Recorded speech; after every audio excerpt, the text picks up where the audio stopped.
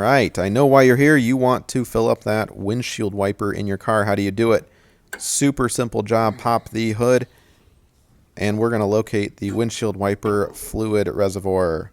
I am not a mechanic whatsoever, so just a DIYer. You're going to want to make sure you read the instruction manual in your particular make and model, but on this van, it's right over here. There's usually a little picture indicator, and you can see right through. There's some translucent plastic. You can check the level if it is indeed low, which is probably something you've already seen, right? Which is why you're here. So we're going to take some windshield wiper fluid. I'll put links down below, and you can get this stuff at the store, of course, and we'll fill it up. Now this stuff is the winterizing. It has an ice melting agent inside. That's why it's purple, and I prefer that as we enter into cold months, and then we'll go back to the blue stuff in the winter or the summer and warmer months.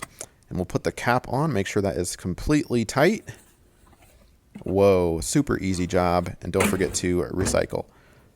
And close the hood up. We're good to go. Thank you so much. Hopefully this has helped you out. Click the like button and subscribe to the channel. Thanks.